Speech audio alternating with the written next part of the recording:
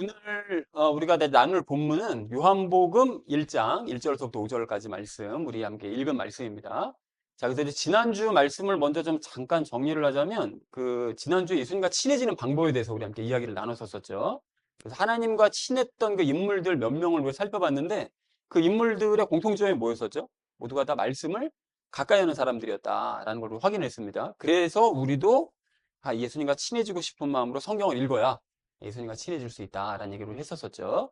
그리고 하나님과 친했던 인물들의 또 다른 특징을 봤더니 늘 기도했다는 사실을 우리가 확인을 했습니다. 그래서 마찬가지로 우리도 늘 기도하고 시간을 내어서 이제 기도를 해야 된다라는 얘기를 우리가 했었었죠.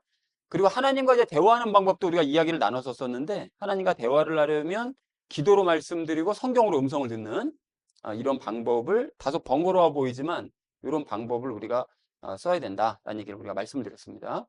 그리고 예배에 대해서도 우리 말씀을 드렸는데 예배는 나의 유익을 위한 시간이 아니라 내가 뭔가를 얻는 또 유익을 얻는 그런 시간이라기보다는 하나님께 우선은 나 자신을 제물로 드리는 시간입니다. 그렇게 해야만 나에게 유익이 또 되는 것이죠. 자, 그래서 예수님께서 주시는 그 말씀을 듣고요. 우리가 말씀이 선포되잖아요. 그 말씀 위주의 예배를 드려야 되는데 그 말씀을 듣고 그리고 성령님의 설명을 들어야 됩니다. 이 말씀이 선포될 때그 쭉 본문을 설명하잖아요. 그럴 때 성령님께서 나에게 개인적으로 들려주시는 그 음성을 들어야 되는 거죠. 그 예식이 바로 영과 진리 안에서 드리는 예배다라고 우리가 지난주에 이제 얘기를 나눴었습니다. 그런데 이렇게 영과 진리로 우리가 예배를 드릴 때 죄가 방해를 하죠.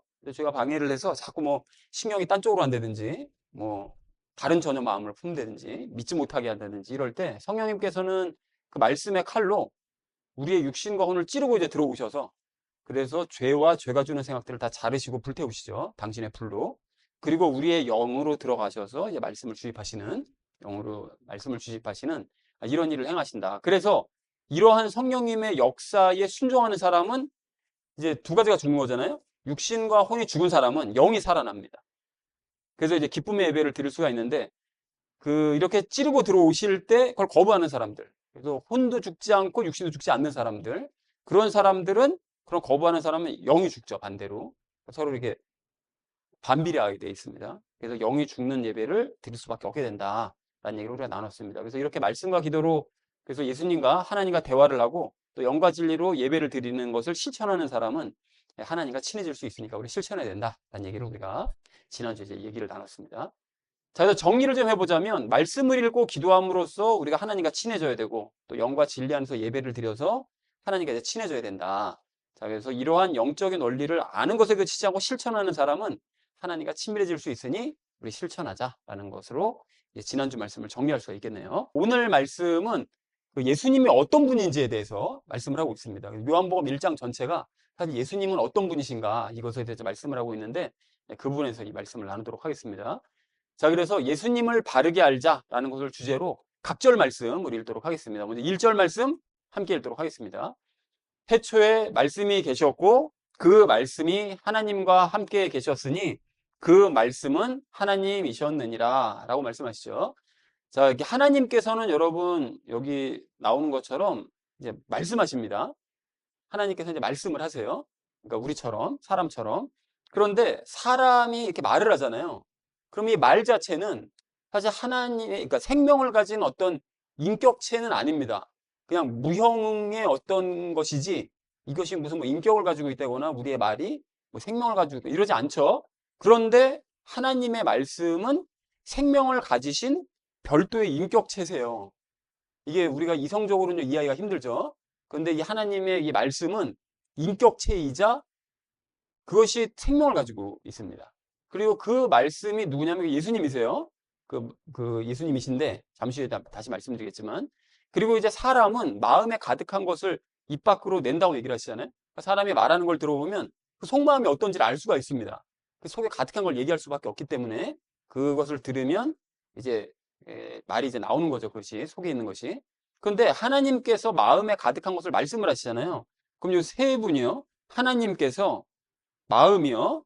영이라고도 얘기하는 요 마음이요. 요 영에 가득한 것을 말씀을 하시면 요 세 가지 요소가 사실은 각각이 다 인격체십니다. 각각의 인격체이시고 이 세 분이 또 한 분이세요. 하나님께서 마음에 가득한 걸 말씀하신 요 세 가지가 한 분이시라는 거죠. 그래서 이 성부 하나님, 성령 하나님, 이 말씀은 성자 예수님, 이렇게 구별할 수가 있습니다. 자, 그래서 이 말씀이고 이제 예수님이신데, 그래서 태초에 성부 하나님이 계셨다고 얘기하잖아요. 창세기 1장 1절을 보면 태초에 하나님께서 천지를 창조하셨잖아요.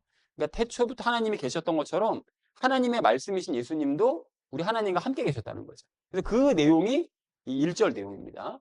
자, 말이 좀 어렵긴 어려운데, 자, 그래서 1절을 이렇게 정리를 해볼 수가 있겠는데, 태초의 말씀이, 그러니까 예수님이 계셨고, 그 말씀은 하나님과 함께 계셨으니 그 말씀이 곧 하나님이셨다라고. 하나님의 말씀은 그냥 말이 아니라 그냥 별도의 인격체시다. 그래서 그분이 곧 하나님이시다라고 이제 말씀하고 있습니다. 그래서 2절 말씀 함께 읽도록 하겠습니다. 바로 그 말씀이 태초에 하나님과 함께 계셨느니라 라고 말씀하시죠. 1절 내용이 이제 반복됩니다. 그래서 다시 한번 강조하고 계시는 거죠. 자, 그래서 예수님께서는 태초부터 하나님과 함께 계신 분이다. 그분이 곧 말씀이시다. 하나님의 말씀이시다. 라고 얘기를 하고 있습니다. 그래서 2절을 이렇게 정리해 볼 수가 있겠는데, 바로 그 말씀이 태초에 하나님과 함께 계셨다. 라고 이제 정리해 볼 수가 있겠습니다. 자, 이어진 3절 말씀 함께 읽도록 하겠습니다. 그분에 의하여 모든 것들이 지음받았으니 지음받은 어떤 것도 그분 없이 지음받지 아니하였더라. 라고 말씀하시죠. 자, 여기 그분은 누굽니까? 예수님이시죠. 예수님이신데 예수님에 의해 모든 것들이 지음받았고 지음받은 거 어떤 것도 예수님 없이는 지음받지 않았다라고 이제 말씀을 하십니다. 그래서 여러분 온 우주의 모든 것들은 예수님께서 친히 다 만드신 작품이라는 거예요. 그러니까 뭐 우주의 별들 있죠. 그리고 우리 뭐 이 지구상에 존재하는 모든 것들이요. 그리고 우주에 존재하는 뭐 많은 뭐 소립자면 뭐 큰 모든 것들이 다 예수님께서 하나하나를 다 만드신 작품이라는 거예요. 자, 그래서 이것을 좀 더 좀 자세하게 설명하면 이제 다음과 같은데, 우리가 이제 하나님께서 말씀으로 세상을 창조하셨다고 히브리서 11장 3절을 보면 돼 있거든요. 요거를 이제 믿어야 된다. 믿음의 눈으로 우리 볼 수 있다. 이렇게 얘기하는데, 말씀으로 하나님께서 이렇게 말씀하시면 세상이 창조가 된 거예요. 그 말씀하신 대로. 그런데 여기에 약간 좀 세부적으로 요 과정을 좀 보시면 하나님께서 말씀을 하시잖아요. 가령 예를 들어 빛이 있으라 말씀하셨어요. 해가 있어라 라고 말씀을 하시면, 그러면 말씀이신 예수님께서 그 하나님의 말씀대로 그것을 직접 만드셔서 실체하신 겁니다. 그러니까 말씀을 하셨다고 해서 뭐 마법처럼 뿅 하고 태어나고 뭐 달이 있으라 그러면 달이 뿅 나타나고 이런 게 아니라, 말씀이신 예수님께서 직접 만드신 거예요. 이것을. 근데 그 속도가 워낙 빠르니까 인간이 가만 상상할 수 없을 정도의 속도로 만드시니까 뿅 나타난 것처럼 보였을 뿐이지, 사실은 예수님께서 직접 만드셔서 실체하셨다는 거죠. 그 내용이 이겁니다. 모든 것들이 다 예수님의 손에 의해 지음받았고 어떤 것도 예수님 손이 없이 지음받지 않은 건 없다. 이렇게 말씀하셨다는 거죠. 그러니까 세상은 마법처럼 생겨난 것이 아니다라는 것을 좀 확인하면 좋을 것 같습니다. 그래서 3절을 이렇게 정리해 볼 수가 있겠는데, 예수님에 의해 모든 것들이 지어졌으니 우주 만물 중 그 어떤 것도 예수님 없이 지음을 받은 것은 없다 라고 말씀하셨다는 것이 3절의 의미가 되겠습니다. 자, 이어진 4절 말씀 함께 읽도록 하겠습니다. 그분 안에 생명이 있었으니 그 생명은 사람들의 빛이었더라 라고 말씀하시죠. 여러분 여기 생명을 말씀하시는데 그 생명이 누굴까요? 예수님 안에 생명이 계셨대요. 그 생명이 누굴까요? 성부 하나님 얘기 나왔죠? 말씀이신 예수님 얘기 나왔죠? 생명은 누굽니까? 성령 하나님을 얘기합니다. 성령 하나님을. 성령님을 뜻하는데 그 생명은 사람들의 빛이래요. 그러니까 성령님은 종종 무엇에 비유되시죠? 불에 비유되잖아요. 그리고 또 더불어서 빛에도 비유되시죠? 그걸 어떻게 알 수 있죠? 성전의 그 성막 안에 있는 등잔대, 그게 이제 불을 붙이잖아요. 그러니까 그 불이, 자, 빛이 그 성령님을 의미한다라는 걸 예전에도 얘기를 했었습니다. 자, 그래서 사람들의 빛이라고 말씀하시는데 이건 사람들을 위한 빛, 사람들에게 필요한 빛이라는 거예요. 성령님이. 자, 그래서 뭔 소리냐? 사람들을 생명으로 살리고 그리고 눈을 뜨게 하는 빛이다. 이렇게 성령님이 사람들 안에 들어가시면 그 사람에게 영원한 생명을 주시고 눈을 열어서 빛을 보게 하신다. 하나님께서 비춰주시는 빛을 밝게 보게 하시는 바로 그분이시다 라고 얘기를 하고 있습니다. 그래서 4절을 이렇게 정리해 볼 수가 있겠는데, 예수님 안에 성령님이 계셨으니 성령님은 사람들을 살리시고 눈을 뜨게 하는 빛이시다 라고 얘기했다는 것이 4절의 의미 되겠습니다. 자, 마지막 5절 말씀 함께 읽도록 하겠습니다. 그리하여 그 빛이 어둠 속을 비추었는데 어둠은 그것을 깨닫지 못하였더라 라고 말씀하시죠. 여기 이제 어둠을 얘기하시는데 그 빛이요, 그러니까 성령님의 그 빛이, 그러니까 예수님께서 성령님이 안에 계시는 성령님을 빛을 비추셔서 사람들에게 비추시는데 어둠 속에 비추셨다는 거예요. 여기서 얘기하는 어둠은 이제 눈이 감겨서 어둠에 잠겨 있는 사람들이요. 바리새인들이나 유대인들이요. 예, 이런 사람들에게 이제 비추어 주셨는데 그 사람들이 그걸 깨닫지 못하는 거예요. 자기에게 빛이 비춰 주셨다는 사실조차 모를 정도로 어둠에 잠겨져 있는 거예요. 그래서 하나님이 나에게 빛을 비추셨나? 이게 깨닫지를 못하는 거예요. 완전히 어둠에 잠겨 있어서. 그래서 그 이하로 이제 5절 이하로 바리새인들이 나타나고 이제 유대인들이 나타나서 어떤 일을 행했다 이런 얘기를 하십니다. 자, 그래서 5절을 이렇게 정리해 볼 수가 있겠는데요. 예수님께서는 당신 안에 계신 빛을 어둠 속에 있는 자들에게 이제 비추셨는데 어둠 속에 있는 자들은 자신에게 빛이 비추이는 것조차 깨닫지 못했다라는 것이 5절의 의미가 되겠습니다. 자, 그래서 오늘 본문 말씀을 이렇게 정리를 해볼 수가 있겠는데요. 태초에 말씀이 계셨고 그 말씀은 하나님과 함께 계셨는데 그 말씀이 곧 하나님이시다. 그리고 태초에 바로 그 말씀이 하나님과 함께 계셨다라고 다시 한번 이제 강조를 하십니다. 그리고 예수님에 의해 모든 것들이 다 지어졌으니 우주 만물 중에 그 어떤 것도 예수님 없이 지음을 받은 것은 하나도 없다. 성부 하나님께서 말씀하시면 예수님께서 다 손으로 다 일일이 만드신 것이다. 우리 인간들도 다 만드신 거죠. 저와 여러분도 예수님께서 직접 손으로 만드신 것입니다. 어머니 태에 있을 때. 자, 그래서 예수님 안에 성령님이 계셨으니 성령님은 사람들을 살리시고 눈을 뜨게 하는 빛이시다. 그래서 예수님께서는 이 빛을 가지고 사람들을 살리시고 빛을 비춰주신다. 자, 그래서 예수님께서는 당신 안에 계신 빛을 어둠 속에 있는 자들에게도 비추셨는데 그 어둠 속에 있는 그 유대인들과 바리새인들은 자신에게 빛이 비추이는 것조차 깨닫지를 못했다. 그래서 그들은 예수님을 알아보지 못했다라는 것이 이제 오늘 나누는 말씀의 내용이 되겠습니다. 자, 그래서 지난주에 여러분 그 예수님을 우리가 닮기 위해서 이제 무엇을 해야 되느냐 이 얘기를 우리가 계속 나누면서 노력하면 안 된다. 그리고 예수님이 어떤 분인지를 우리가 알아가면 그러면 예수님과 친해지고 그리고 예수님을 이제 사랑하게 되는데 그렇게 되면 예수님을 닮고 싶은 마음이 저절로 생기게 된다. 이 얘기를 했습니다. 예수님을 닮는 것은 노력으로 하는 것이 아니라 이런 과정을 거쳐서 자연스럽게 이제 생겨야 된다는 거죠. 자, 그래서 지난주에 예수님과 이제 친해지는 방법에 대해서 우리가 이야기를 나눴다면 이번 주부터는 예수님이 어떤 분인지를 우리가 알아가려고 합니다. 복음서의 다양한 이야기들을 통해서 예수님은 바로 이런 분이시다라는 걸 우리가 확인하면서 그럼 나도 그분을 닮아가고 싶다, 따라가고 싶다라는 마음이 들 수 있도록 이제 우리 알아가려고 합니다.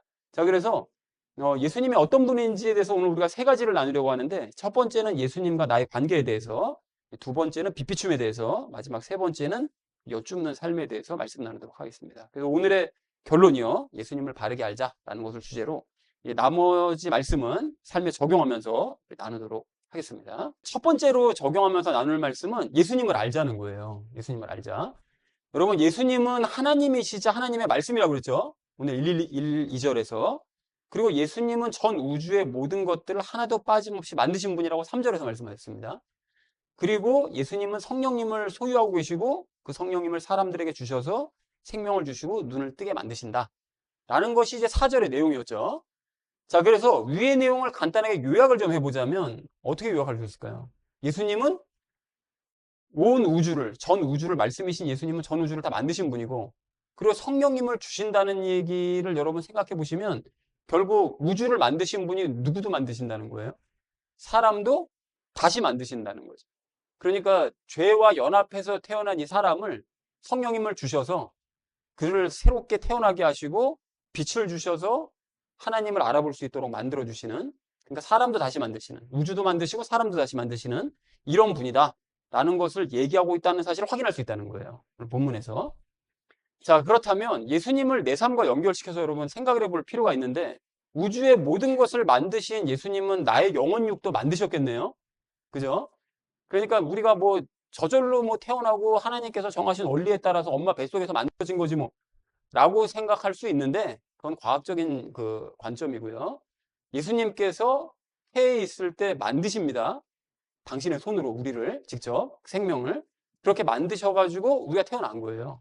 자, 그런데 예수님께 지음받은 나는 죄에 감싸여서 태어난다고 말씀을 드렸잖아요, 영이. 그렇기 때문에 예수님은 안중에도 없이 살아가는 거예요. 사람이 태어나자마자 갑자기 하나님을 믿게 되느냐? 쓸데없는 소리입니다. 그럴 수는 없어요.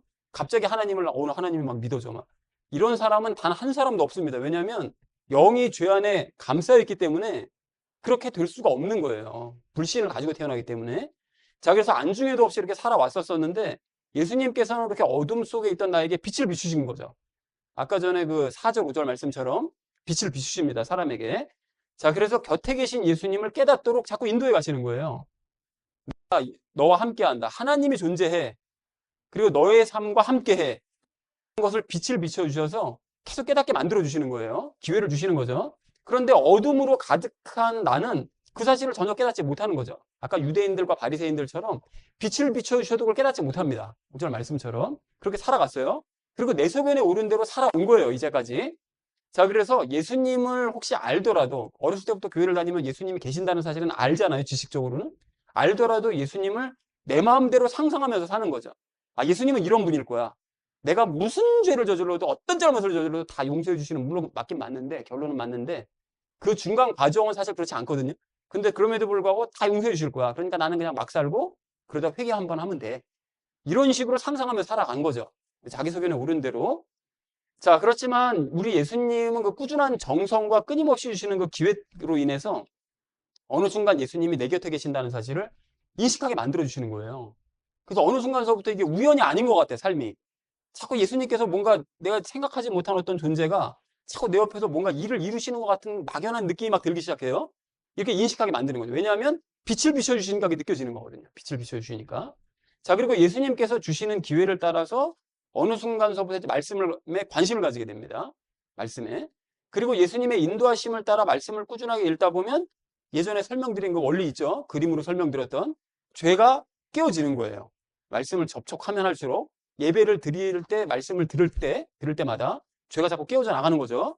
그래서 예수님을 진정으로 이제 믿게 되는 거예요. 어느 순간에 이렇게 갑자기 확 브레이크 포인트가 있습니다. 갑자기 확 무너지는 사람이 이렇게 되는 거예요. 죄가 깨어져가지고 갑자기 예수님이 진짜 믿어지는. 그래서 이때 예수님께서는 성령님을 주시는 거죠. 죄가 깨어진 사람에게 성령님을 주셔서 그래서 영원한 생명을 주시고 영의 눈을 뜨게 만들어 주십니다. 아까 전에 4절에서 말씀하셨잖아요. 생명이시자 빛이시다. 당신 안에 계신 생명을 성령님을 주시고 그리고 영의 눈을 뜨게 만들어서 빛을 보게 만들어 주시는 이런 과정을 우리에게 주시는 거죠. 이것이 예수님께서 방금 나눴던 이 과정이 예수님께서 사람을 다시 만드시는 과정이에요. 사람을 태에서 만드셔서 태어날 때는 죄를 가지고 태어나서 예수님을 못 알아보지만 빛을 계속 비추셔서 이런 과정을 지나서 결국 영의 눈을 뜨게 만드시는 이런 과정을 지나게 하신다. 그래서 이후로는 예수님과 동행하는 삶을 살게 만드시는 거죠. 그러니까 이전에도 동행은 했는데 예수님이 동행해도 이전에는 그걸 깨닫지 못하는 동행의 삶을 산 거죠. 그런데 이제는 예수님이 옆에 계셔서 동행하신다는 것을 깨닫는 동행을 그렇게 하는 삶을 살아갈 수밖에 없게 된다라는 것입니다. 자, 그래서 이렇게 예수님과 동행을 하다 보면 나를 재창조하신 예수님을 점점 더 사랑하게 되고 예수님을 점점 닮고 싶어지는 거죠. 점점 닮아져 가는 겁니다. 예수님을. 자, 그렇다면 나 자신을 좀 확인해 봤으면 좋겠는데 여러분 전 우주를 창조하신 예수님께서 나의 모든 것도 창조하셨다는 사실을 믿으시나요?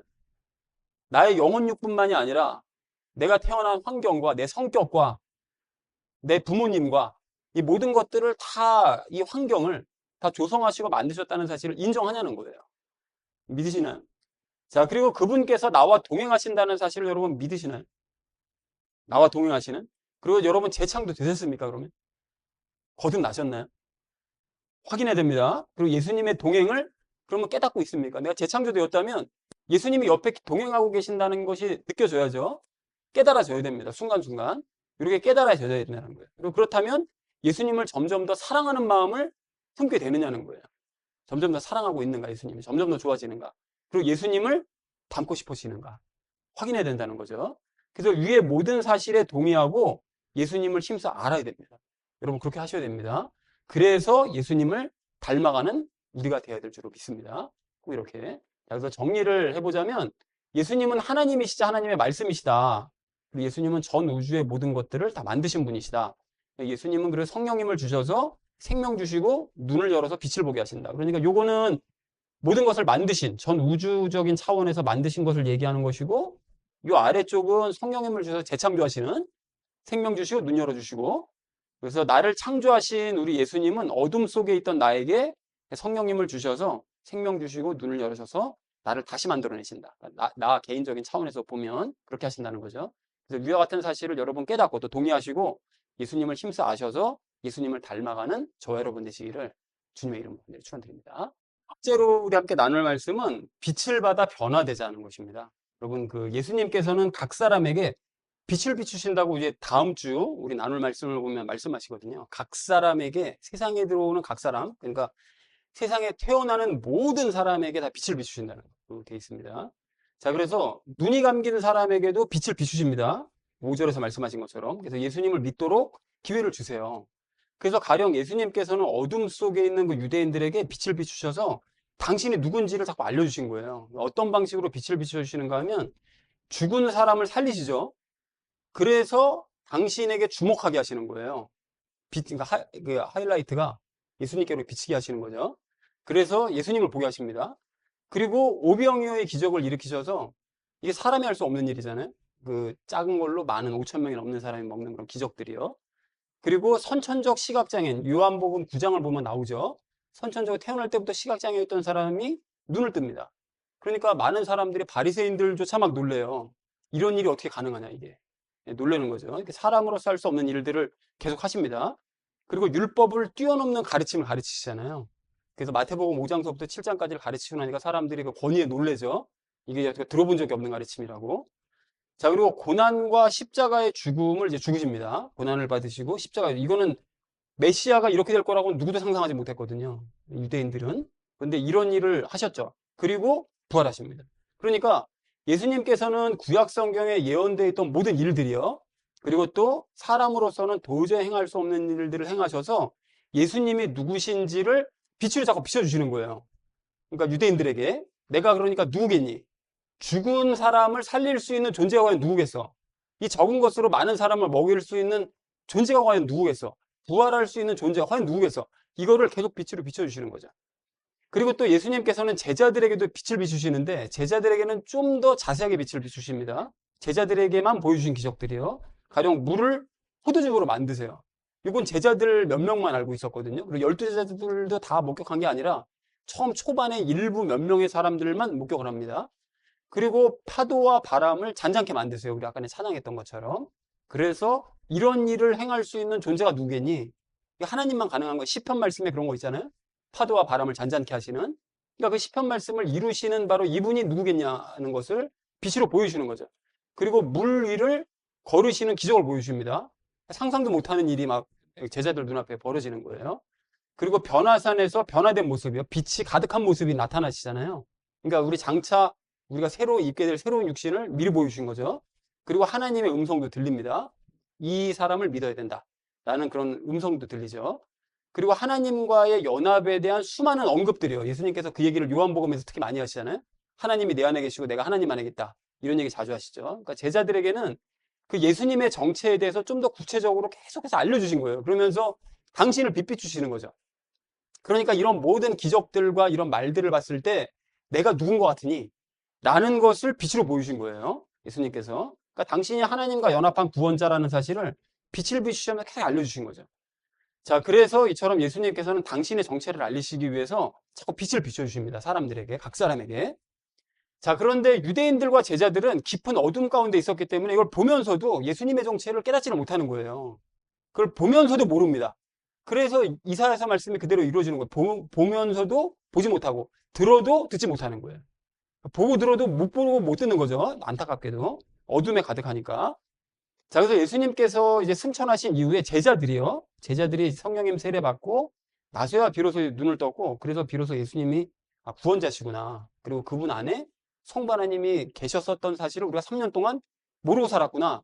이거를 나중에 정체를 깨닫습니다. 근데 어쨌든 빛을 비추셨기 때문에 결국 깨닫게 된 거예요. 자, 그래서 적용일에서 이제 말씀을 드렸던 것처럼 예수님께서는 자기 소견에 오른 대로 살던 나에게도 빛을 비춰주셨습니다. 내 인생에도 빛을 비춰주셔서 거듭남의 기회를 주셨어요. 그런데 거듭나더라도 문제가 있죠. 우리가 거듭났더라도 문제가 있는 것이 육체 안에 남아있는 죄 때문에 내 소견에 오른 대로 살던 습관이 고쳐지질 않습니다. 그냥 이제까지 살던 습관대로 살려고 하는 그런 습관이 몸에 관성이 남아있는 거예요. 그래서 우리는 남은 인생 기간 동안 내 소견에 오른 대로 살았던 과거의 습관들을 다 찾아내서 버리는 작업을 해야 됩니다. 그런데 내가 무슨 습관을 가지고 있는지 모르거든요. 내가 어떤 안 좋은 습관을 가지고 있는지를 스스로가 깨닫지를 못합니다. 그래서 예수님께서는 그런 습관들을 발견할 수 있도록 빛을 비춰주시는 거예요. 그렇게. 그러니까 구원을 위해서도 나에게 빛을 비춰주시지만 구원받은 이후에 내 습관을 고치시기 위해서 예수님 닮게 하시기 위해서도 빛을 비춰주신다는 거예요. 그렇게. 그런데 빛을 외면하거나 혹시 눈이 감겨서 빛을 보지 못하면 내가 무슨 습관을 갖고 있는지, 무슨 잘못된 습관을 갖고 있는지를 모르는 거죠. 볼 수가 없어요. 그래서 가령 예를 들자면 예수님께서는 근래 몇 주 동안 어떤 원리를 말씀하셨는가 하면 말씀을 읽어야만 진정으로 거듭날 수 있다. 이걸 계속 말씀하셨잖아요. 이런 영적인 원리를 빛으로 우리 예배 가운데 비춰주시는 거죠. 이렇게 해야만 해. 이래야 거듭날 수 있어. 비춰주시는데 이러한 빛을 외면하거나 빛을 보지 못하면 말씀을 읽지 않는 습관을 못 고칩니다. 거듭나야 된다고 말씀하시고 빛을 비추셨는데 이 빛을 안 보면 외면하면 이 습관이 안 고쳐진다는 거예요. 이 빛을 받아야 고쳐지는 거죠. 그리고 또한 지난주에 예수님과 대화하려면 기도로 말씀드리고 성경으로 답을 들어야 된다는 영적인 원리를 빛으로 비춰주셨잖아요. 그 원리를. 그런데 이런 빛을 외면하거나 빛을 보지 못하면 기도하지 않는 습관을 못 버려요. 그냥 기도하지 않고 계속 사는 거예요. 그냥 그 습관대로 그냥. 고쳐야 되는데. 그러니까 이 빛을 외면하지 말아야 되는 거죠. 받아야 되는 거죠. 그리고 또한 지난주에 하나님께서 받으시는 참된 예배는 영과 진리 안에서 드리는 예배라는 걸 알려주셨잖아요. 빛으로 비춰주셨죠. 그리고 성령님께서는 말씀의 칼로 우리의 혼과 육신을 찔러 쪼개고 들어오셔서 죄를 불태우고 영의 말씀을 꽂으신다는 영적인 원리를 빛으로 비춰주신 거예요. 근데 그거를 비춰주셨는데 이 빛을 외면하거나 빛을 보지 못하면 그럼 어떻게 됩니까? 여전히 그냥 음악이 화려한 예배가 좋은 예배인 거죠. 아는 거죠. 음악이 정말 빵빵하고 영상 뭐 이런 것들이 장비가 빵빵하고 이런 예배가 굉장히 좋은 예배라고 보이는 거예요. 그리고 많은 사람이 모여서 드리는 예배가 진짜 예배인 것 같은 거예요. 참 예배. 그리고 또 기적이 일어나는 예배요. 기적이 일어나는 거하고 또 이런 거 외에도 막 뭐 예배가 너무 재밌어요. 너무 웃겨 막 목사님이. 막 그런 예배를 드리고 나면 아주 흡족한 거지. 너무 기쁜 거예요. 막 재미고 예배가 제가 만족스럽고. 그래서 이게 참된 예배라 생각하는 이런 습관을 못 버리는 거예요. 이 못 버립니다, 이걸. 그러니까 이러한 예배들은 여러분 왜 참된 예배가 음악이 화려하고 많은 사람이 모여서 드리고 기적이 일어나고 뭐 재밌고 뭐 이런 예배는 왜 참된 예배가 아닐까요? 왜 그렇습니까? 요것만 봤을 때 이게 왜 참된 예배가 아닙니까? 왜 그렇죠? 뭐가 없기 때문에. 말씀으로 드리는 예배가 아니기 때문에. 말씀이 아니라 음악이 중심이 되는 예배, 말씀이 중심이 아니라 사람만 많이 모여드리는 예배, 말씀이 중심이 아니라 그냥 기적만 열심히 강조하는 예배, 이렇게 되면 이거 망하는 예배라는 거예요. 사람이 봤을 때는 좋은 예배처럼 보이지. 그렇지만 아니라는 거죠. 그래서 예수님께서 비춰주시는 성령님의 빛을 보지 못하는 사람은 위와 같은 예배를 드리면서 예배 잘 드린다고 생각합니다. 만족스러워요. 난 예배 너무 잘 드리고 있어. 그러니까 자기가 굉장히 좋은 신앙인이라고 생각하면서 사는 거예요. 말씀은 빠져 있죠. 그런데도 여전히 좋은 신앙인이라고 생각하면서 살다가 망하는 길로 가는 사람이 많은 거죠. 넓은 길로 가는 사람들이. 그래서 여러분 거듭난 그리스도인은 예수님께서 빛을 비춰주실 때 자신의 모습과 잘못된 습관들을 발견한 후에 변화의 자리로 나아갑니다. 아니 왜 예수님께서는 자꾸 지적질만 하시는 거야? 라고 느껴지면 이건 이미 망한 거예요. 빛을 비춰주시는데 그 잘 지금 가고 있는 상황인데 아니 왜 자꾸 이렇게 안 좋은 모습이 자꾸 비춰주고 자꾸 나타나는 거야? 이렇게 되면 예수님께서 빛 비춰주시는 거부하겠다는 얘기인 거죠. 이런 망하는 겁니다. 그러니까 참된 그리스도인은 변화의 자리로 나아가는 거예요. 자기의 모습을 발견하면서. 그래서 우리를 여러분 거듭나게 하시기 위해서 빛을 비춰주신 예수님께 우리는 감사해야 됩니다. 그리고 빛을 다시 비춰주셔서 우리의 잘못을 발견하고 고쳐주게 하시면 또 감사해야 되는 거죠. 그래서 실제로 고쳐가야 됩니다. 그렇게 예수님을 힘써 알아가서 예수님을 닮아가는 우리가 되어야 될 줄로 믿습니다. 자, 그래서 정리를 해보자면 예수님께서는 유대인들에게 빛을 비추시면서 구원의 기회를 주셨다. 그리고 우리에게도 빛을 비추시면서 구원의 기회를 주신다. 그래서 구원 이후에는 잘못된 습관들을 비춰주시면서 고치게 하시는 거예요. 그렇게. 그래서 빛 비추심을 따라서 변화되어서 예수님을 닮는 저와 여러분 되시기를 주님의 이름으로 간절히 축원을 드립니다. 자, 이제 마지막 우리 세 번째로 함께 나눌 말씀은 예수님께 여쭙자는 거예요. 여러분, 예수님께서는 나를 직접 만드셨다고 오늘 말씀하시죠. 세상 모든 만물을 다 만드셨다. 자, 그래서 내가 죄 가운데 태어나는 것을 안타깝게는 생각하실 거예요. 그러니까 아담의 범죄 이후로 죄가 세상에 들어오면서 예수님께서 각 사람을 만드실 때, 태에서 만드실 때, 조성하실 때 죄가 어쩔 수 없이 영과 하나 되어 태어나는 것을 안타깝게는 생각을 하시겠죠. 그렇지만 예수님께서는 어쨌든 나의 영혼을 직접 만드시는 건 맞아요. 맞는데 그래서 예수님은 그 누구보다 나를 잘 아십니다. 속속들이 나의 성격조차 다 조성하신 분이 바로 예수님이시기 때문에 나를 잘 아신다는 거죠. 자, 그래서 여러분 잠깐 좀 딴 얘기를 하자면 어떤 제품에 대해서 여러분 전자제품이나 계시는 뭐 그런 것들 있잖아요. 이런 것들에서 궁금한 점이 있거나 제품이 고장 나면 어떻게 됩니까? AS 센터로 가야 되죠. 그런데 사실은 이게 확실하게 고치려면 그 제품을 설계한 사람에게 가서 질문하면 진짜 확실하게 고칠 수가 있어요. 그 사람이 그걸 직접 설계한 사람이니까. 자, 그런데 현실적으로 설계자를 직접 만나기는 어렵잖아요. 그러니까 설계자가 무엇을 주는가 하면 사용 설명서를 제품에다가 첨부를 합니다. 그래서 그걸 읽어보라고 하는 거예요. 그러면 이것이 무엇이 잘못되고 어디가 고장났다는 사실을 알 수가 있는 거죠. 좀 더 자세하게 하려면 서비스 매뉴얼을 보면 그 고치는 방법까지 적혀져 있는 것들도 있습니다. 자, 그래서 첨부를 하는데 이제 마찬가지라는 거예요. 나 자신에 대해서 여러분 궁금한 점이 있거나 내 인생에 대해서 뭔가 문제가 생기면 나는 성격이 왜 이렇지? 나는 왜 다른 사람들이랑 관계가 이렇지? 내 주변에 있는 사람들은 왜 그렇지? 내 부모는 왜 그렇지? 이런 궁금한 점이 있거나 내 인생에 뭔가 문제가 생겼어요. 그럼 어떻게 된다고요? 나를 만드신 예수님께 여쭤봐야 됩니다. 왜냐하면 예수님이 모든 것을 만드셨으니까. 내 주변 환경까지 다 만드신 분이 예수님이시니까. 예수님께 여쭤봐야 돼요. 그런데 현실적으로 예수님 직접 뵙기가 어렵잖아요. 그러니까 예수님께서 우리에게 설명서를 주셨다고요. 설명서를. 첨부하셨어요. 그 설명서가 뭡니까? 그게 바로 성경이죠. 제품 설명서가 나에 대한 사용 설명서, 그게 성경입니다. 근데 성경의 제품 설명서보다 좋은 이유는 쌍방향 대화가 가능하기 때문에 이게 좋은 거예요. 그래서 가령 우리가 스스로에 대해서 궁금한 점이 있거나 문제가 생겼을 때 지난주에 말씀드렸던 것처럼 기도로 말씀드려야죠. 저에게 이런 문제가 있습니다. 또는 이런 게 너무 궁금해요. 이상해요. 라고 이제 예수님께 여쭐 수가 있는데, 그리고 그 상태에서 성경을 읽으면 질문에 대한 답을 얻을 수가 있다는 것이죠. 그러니까 예수님께서 우리 적용 2에서 나눈 것처럼 우리가 질문하고 질문에 대한 답을 얻기 위해서 성경을 보면 빛을 비춰주십니다. 성경 구절에 해당되는 구절에 빛을 비춰주세요. 그러니까 성경을 읽을 때마다 답에 해당하는 구절이 눈에 들어오게 만들어 주신다는 거예요. 그러니까 성경을 매일 읽을 때 이런 일이 가능해요. 그러니까 내가 궁금한 게 있어서 예수님께 여쭙고 성경에서 답을 얻을 수 있다 보니까 아무짝에나 탁 펼쳐놓고 야 여기 어디 답이 있겠지 이렇게 찾으면 이건 점 보는 거고, 그게 아니라 평상시에 큐티하고 개인적으로 성경을 읽어 나갈 때 그 과정 중에 있을 때, 그럴 때 내가 읽었던 그 말씀 중에 하나를 가지고 성령님께서 딱 빛을 비춰주셔가지고 눈에 들어오게 만들어 주신다는 거죠. 그럼 거기에 내가 궁금했었던 또 나의 문제에 대한 답이 있다는 거예요. 이런 일들을 체험하셔야 된다는 거죠. 그럼 인생살이가 훨씬 쉬워지겠죠. 훨씬 용이해집니다.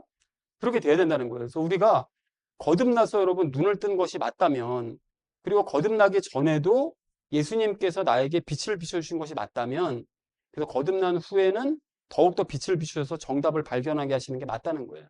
그렇게 해주신다는 거예요. 빛을 비춰주시는 우리 예수님이시니까 늘. 그래서 이러한 사실을 믿으면서 여쭙고 성경을 읽어야 됩니다. 성경 읽으셔야 돼요. 하지만 거듭나지 못했거나 믿음의 분량이 적다면 이 과정이 원활하게 이루어지지는 않을 거예요. 왜냐하면 그 예수님과의 관계가 좋지 않을 수 있으니까요. 아직까지 친밀하지 않을 수 있으니까요. 그래서 우리가 하박국의 태도가 필요한데, 지난주 큐티 말씀 나눴을 때 그 하박국 2장 1절을 보면 하박국이 하나님께서 뭐라고 말씀하실지, 나는 하나님께 뭐라고 대답을 해야 될지를 그 예민하게 깨어 있습니다. 그러니까 이런 태도가 필요하다는 거예요. 하나님 앞에서. 그러니까 마찬가지로 우리가 나 자신에 대한 궁금증이나 인생의 문제에 대한 답을 뭔가 얻으려고 할 때 그냥 뭐 답을 쉽게 얻을 것이라고 이게 쉽게 기대하지는 말아야 됩니다. 그냥 뭐 기도하고 난 다음에 성경 보면 답이 나와? 나도 한번 해보지 뭐. 안 됩니다. 그렇게 쉽게 되진 않아요. 처음부터 그렇게 쉽게 되진 않는다는 거예요. 하나님과의 관계가 지금 제대로 설정이 안 돼 있는데 그렇게 그냥 뭐 기도하고 그냥 기계적으로 뭐 성경 읽으면 답을 척척 주시고, 점쟁이가 아니시잖아요. 우리 하나님께서는. 그렇게 안 해주신다는 거예요. 관계가 중요하지 일단. 그러니까 하나님과의 관계가 친밀하지 않기 때문에 이럴 수 있다는 거예요. 그래서 나의 문제에 대한 답을 얻으려면 하박국과 같은 절박한 마음으로 여쭈어야 됩니다. 하나님 아니고서는 전 답을 얻을 방법이 없습니다라는 걸 고백하면서 여쭈어야 되는 거죠. 그리고 반드시 답을 듣고자 하는 간절한 마음을 가지고 성경을 읽어야 된다는 거예요. 자, 그래서 세상왕국에서는 조금의 가능성만 있어도 모든 노력과 열정을 막 쏟아붓잖아요. 공부를 내가 해야 돼요. 그래서 어떤 대학을 만약에 가고 싶어요. 근데 여기 내 가능성이 조금이라도 있어. 그럼 아직 열과 성의를 다하잖아요. 근데 마찬가지라는 거죠. 여러분, 우리가 예수님께 빛을 받아서 나의 궁금증과 삶의 문제를 해결받는 이 일이 확실하다면, 진짜 그것이 가능하다면 더욱 큰 열정을 쏟아 부어야만 한다는 것이. 그렇게 해야 됩니다. 자, 그래서 다른 어떤 것도 여러분 의지하지 말고 나를 만드시고 나에게 빛을 비춰주시는 예수님께 여쭙고 답을 얻는 우리가 될 줄을 믿습니다. 자, 그래서 그렇게 우리의 문제를 해결해 주고자 하시는 예수님을 더욱 알아가고 사랑하고 닮아가는 우리가 되기를 소망합니다. 그래서 정리를 해보자면 예수님께서는 나를 만드셨기 때문에 나를 가장 잘 아십니다. 그리고 그렇기 때문에 나에 대한 궁금증이나 문제에 대해서는 예수님께 여쭙고 답을 얻어야 되는 것이죠.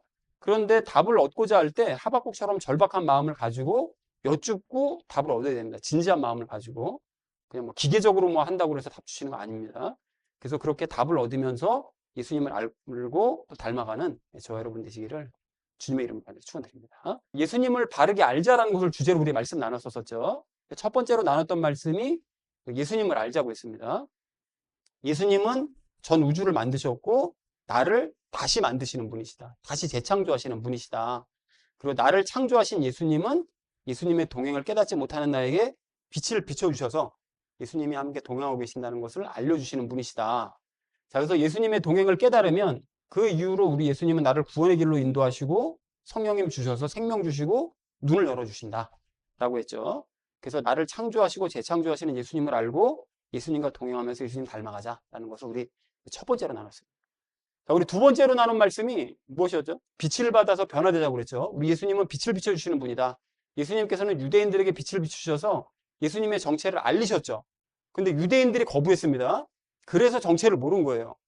예수님이 일을 안 하신 게 아니라 빛을 비추셨어요. 근데 거부했습니다. 자, 그리고 마찬가지로 예수님께서는 제자들에게 빛을 비추어 주셔서 예수님의 정체를 더욱 구체적으로 알리셨죠. 제자들이 처음에는 그 빛을 거부해서 몰랐어요.